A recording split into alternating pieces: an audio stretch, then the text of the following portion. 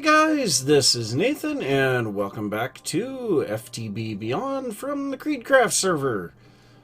So we are going to be taking a little bit of a break from Botania and the Botania area because, well, quite frankly, I'm getting a little bit tired of working on it all the time. We've got a decent mana generation system, and yeah, it has allowed not only my own Terra Shatterer to get to rank S, it has also helped Apache and Kylo get theirs to rank S as well.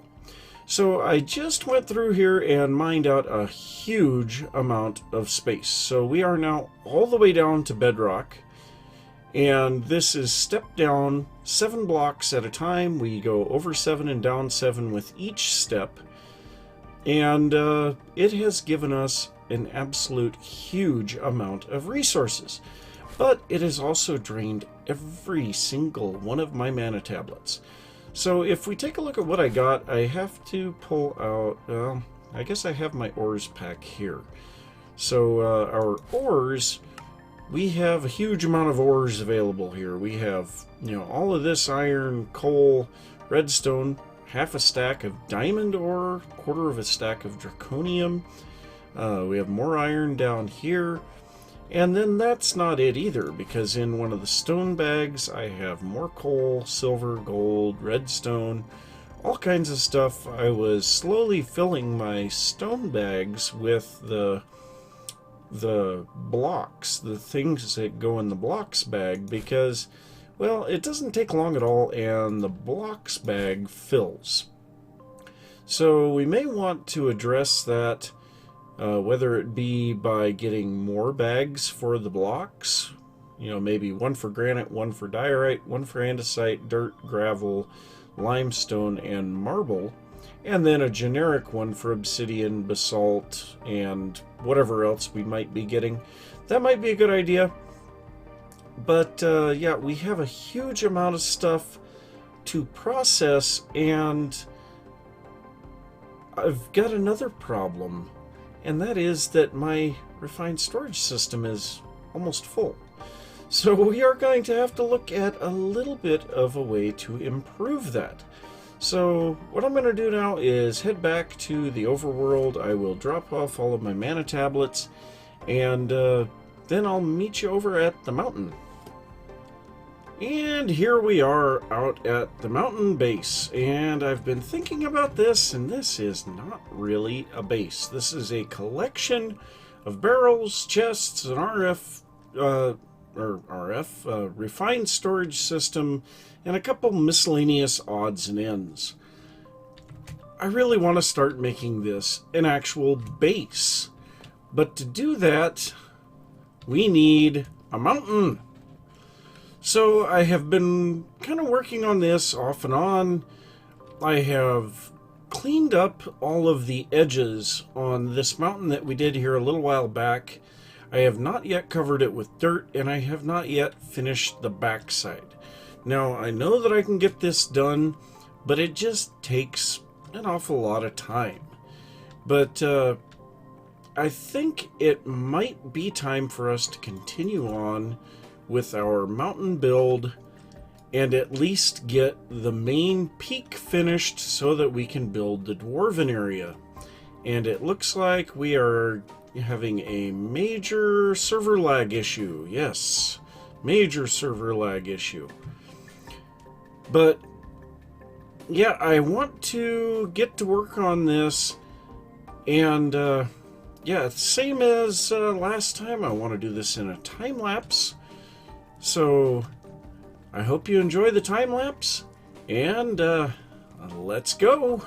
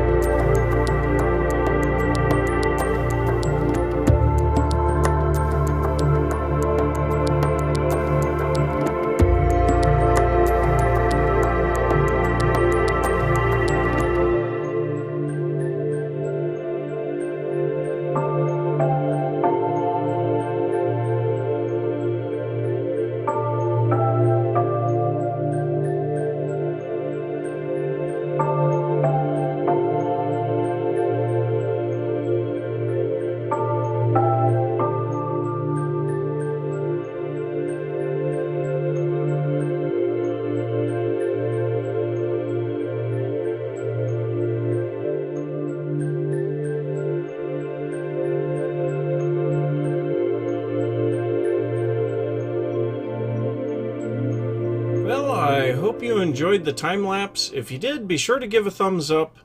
And don't forget, if you're new to the channel, don't forget to subscribe. And yeah, I have spent a huge amount of time working on this thing. So we have a small portion of the mountain up to the height that our base was. Now, one thing that I think is really cool is Journey Map has the ability to show the topography of the landscape, and this is really starting to look cool.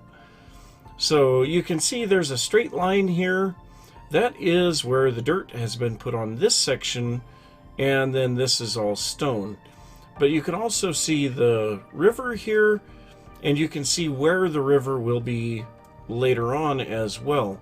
And this is one thing that I really want to have a lot of in these mountains is waterfalls. And I think that's pretty cool. Now, another thing that I did here was to make this kind of like the waterfall has been slowly working its way back through the mountain, chopping out the rock as it goes. And so there's a lot of overhanging rock in this area. Makes it feel like this has been kind of broken off and then washed away, you know, broken into little itty-bitty pieces and then washed away. Now later on we'll have to add like cobblestone and gravel underneath the waterfall, and we'll have to do a lot of texturing to these cliffs as well, because there's going to be a lot of exposed stone in those areas. Now also here where the, oh, I've got a spot here that isn't quite right. But also here where the river is curving around, you can see there's a bit of an undercut area here and more of them over here. And that's just the way that a river would actually work. It would undercut areas on the outside of a curve, and then the inside will be flatter. And like this area here, we are probably going to be putting some sand and gravel in this area, and on this side we'll be putting some cobblestone to indicate that this is broken rock and this is where the sediments have been deposited. So that's kind of a cool idea. Been trying to kind of follow that pattern with the river. Now the river is going to take a lot of time to do. I did fill this in solid. I'm sure that you saw in the time lapse I just put this layer of dirt through here, and then I had a big mob spawner underneath there, so I knew I needed to fill that in, and I missed a couple of blocks. But so this is now solid as well. Now over here on this side, I was kind of thinking about it while I was going, and we've got the river kind of going in three directions here, and I think this portion of the river here is just going to be totally removed. So we're going to take this face of the mountain and just follow it around this edge, and then we're going to follow the same path for the river through here. But that is going to allow the mountain here in the middle to get very large, because this area will be at least as high as that dirt, if not higher. I have yet to decide if I want to have the water flowing or if I just want to have still water and look like it's a river. So yeah, there's still a lot of work to do here. Not to mention the fact I still have to cover this all in dirt. But so I've been using the same barrel of stone through the whole operation, and I have not looked at how much stone we used. So this barrel had over 2 million stone in it when we started. So yeah, we put over 500,000 stone down during that time lapse. That is a lot of stone. That is a huge amount of stone. Now this one here has 2.1 million. This one's down to 1.5 million. A lot of stone. And I have to say, this player chest, this is an invaluable thing while you are building massive projects like this. But so now I think it's time for us to start going on to a couple more things that will help us out with our ore processing, because we do have a lot of ores. These guys here, well, the yellowite does not need to be fortuned, but pretty much everything else just needs to be fortuned. Now, lapis, I think we can actually do a little bit better than fortune on these. Let's see here. Fortune will give us an average of 13. Fortune 3, the sag mill. No, actually, it looks like 12 from the pulverizer. Now, that's a guaranteed 12, and maybe we'll use the pulverizer and get that sulfur. That might be a possibility, but yeah, we also have a stack and a half of diamond ore, which is real nice. But so I am going to have to do a little bit of thinking about which machines I actually want to make here to help with ore processing, and how I want to set it up. And then I'll be back.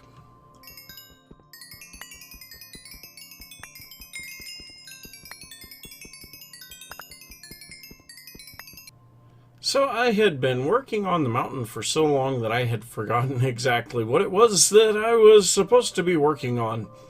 So our problem is our refined storage disk drives being almost completely full. So we need to get a lot more storage, and I'd like to get some stuff into the item barrels, especially things that we have a lot of, like this pulverized coal or endstone, netherrack, things like that. And so because of that, I decided it would be a good idea to fortune up all of my diamonds. Well, out of that almost stack and a half of diamonds, we got 3.5 stacks, or, well, stack and a half of diamond ore. And so what I'm going to do here is run a stack of these through the solderer, because if we look at refined storage, you can see we have 890 basic processors, 307 improved processors, but only 3 advanced processors. Now that is more than a little bit of a problem. So I need to make a whole bunch of advanced processors so that we can get some better storage options available to us. But now another thing that we could possibly do, and actually I think I'm going to do that real quick before this gets carried away. We'll get a few of those, but it might be time to take a look at applied energistics. Apple? Applied energistics. So this is a much better mod than refined storage, but it's a bit more difficult to do. Now, to do it, we need to make an ME controller, and that requires Skystone. Now, Skystone, I think, yeah, we can only get this from the Void Resource Miner. Now, Apache has made a really nice Void Resource Miner, and I have never messed around with environmental tech. So I don't know if it's worth us to actually go through and make a resource miner, or if we should just go ahead and see if we can get some from Apache. But I have not seen Apache all day, so maybe we should just do it. I don't know. Like I say, I have never done anything with environmental tech, so I have no idea how this works. Now we have the digital guide, alabaster, basalt, hardened stone. Well, we can make hardened stone, I know that. So we're going to need to make some hardened stone, and then we need that plus a book. So this makes the digital guide. I probably have one of these laying around, but I'm not too worried about it. So the Void Resource Miner is what we actually need to make. So I guess it's a multi-block machine that mines common resources from the void at a cost of energy. And we can put lenses on it to make it prefer certain items. Now I've seen a lot of that stuff while I'm in JEI looking for things. So, common requirements: bottom laser core must be added to sea bedrock. or able to see bedrock. So we would have to mine a shaft underneath it. That's not that big of a deal. Any block below the laser core must let light through. So we could put glass underneath it, or even chests for that matter. Anything that is considered by Minecraft to be a transparent block. You can put a speed modifier, accuracy modifier, so that increases the lens's targeting chance. So the tier 1 duration, 200 ticks. I don't know what that is about. It has a 1 million RF buffer. Oh, okay, so it requires 4096 RF per 200 ticks. I think I'm reading that. I think that's how it's supposed to be. So it needs a 7x4x7 space. It requires 24 structural block tier 1 or above, 20 machine bases, 2 laser cores, and 1 clear laser lens or any colored variant. Okay. So maybe we'll just go ahead and do this. So we need, what did it say? It said 24 structure blocks and 20 machine bases. Okay, so where's the blocks? Oh, okay, so that's these. So hardened stone structure blocks. Gold and redstone. That is pretty simple.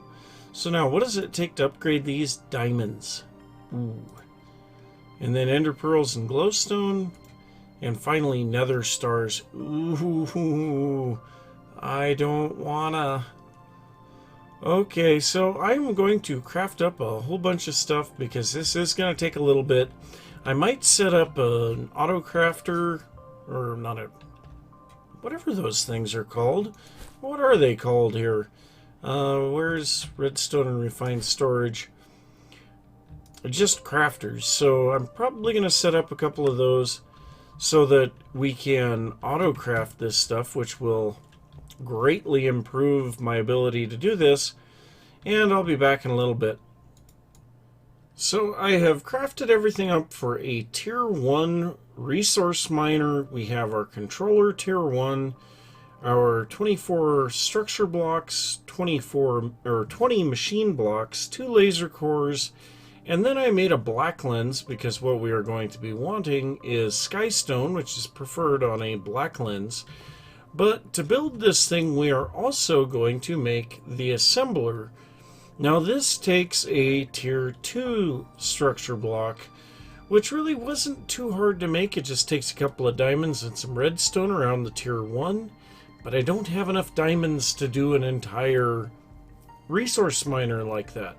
So I figure the tier 1 should be good enough, and when we are ready with diamonds, we'll go ahead and recycle these blocks into the tier 2. So we're going to go ahead and grab this, ready to assemble. So the way that I understand we are supposed to do this, I have a hole that is dug clear down to bedrock. And by the way, when I was digging that hole, we have an abandoned mine shaft underneath us. So I think I may have found that earlier, but yeah, there's an abandoned mine shaft down there. So then we break our block underneath there, and this thing now has a clear view of bedrock. And then you just right-click the top of this, and it will build the resource miner for you. So that is pretty nice, and it looks like we can actually move that down by 1 block. So I think I'm going to do that. Let's go ahead and break these. And I am going to place the controller right there, and then I'm going to break the rest of these back out. And there we go. And of course, lag. We can't do anything without a lag on here. We've been trying to figure out where some of the lag is coming from. Now, part of it we kind of figured out was the massive refined storage system that Apache has. And part of it was also my Botania area. The worms there were making a big mess of the tick rate. So I did remove all of those. Okay, there we go. Entry-level infinite resources. So now we just need some power to this thing. And I suppose the easiest way to do it right now is just to take this tier 6 solar panel. And we just put this on here. Is that all that we need to do? I am not entirely sure how these things export items or anything like that. So it doesn't really say anything there. There is no way to click on this thing or anything like that. And I have no idea if this is actually giving it power, and it does not look like it. And I don't want to try to break that with the sword. Well, how do we get power into this thing? That's still not powering it. Well, let me try to figure out how to get power into this, and then I'll be right back. So what it looks like is this resource miner controller will not just suck energy right out of a solar panel. So we need to put an energy conduit on here. And see, now it's working. So I've got this set up, just an item conduit into a chest, and this is just to find out if this is going to work. Now I've got this extract set to always active, and that is not what I wanted to do. I wanted to click on that, and we want to put that to insert, and we have a podzol. Not exactly what I was looking for, but we will slowly get items out of this. And hopefully we get the items that we need. So of course what we're really needing is that skystone so that we can get into applied energistics. And there's a few other things that we'll want to be getting from this. But this is the main thing. And of course there is an ore miner as well. The ore miner will of course give us ores. And that would be an easy way for us to get diamonds, but at the same time, I really enjoy mining. So I think what I'm going to do is primarily focus on the resource miner, because that's the kind of stuff that I can't get. Now, I'm sure there are a few ores that we cannot achieve through mining, but we'll worry about those later, and who knows, we might also be able to trade with Apache for some of that stuff. But so this is working, and wow, we already have some skystone, we've got basalt, endstone, netherrack, so we're going to be getting pretty much, mycelium. Now that is one that I was needing. So we actually had no way to make brown mushrooms. And now we do. So I'm going to set down this mycelium, and let's grab a little bit of grass. No, we don't want grass. We want dirt. So blocks. Let's go ahead and place this down, let that mycelium spread. And do I have any mushrooms here? Yes, I do. Good. So this is one of those resources that I hadn't been able to farm yet, and we will be able to now. So I'm just going to grab a little bit of bone meal, and let's grab a little bit more dirt so that we can get this stuff to spread. Hopefully it'll just spread. Come on, do your little thing. But there we go. It has finally spread. So what we can do here is plant a mushroom on this and bone meal it, and we get a giant mushroom. So this we can then chop apart with an axe to get brown mushrooms. Now if we get these with Silk Touch, we can also get the blocks, but right now I'm more concerned with getting the mushrooms themselves.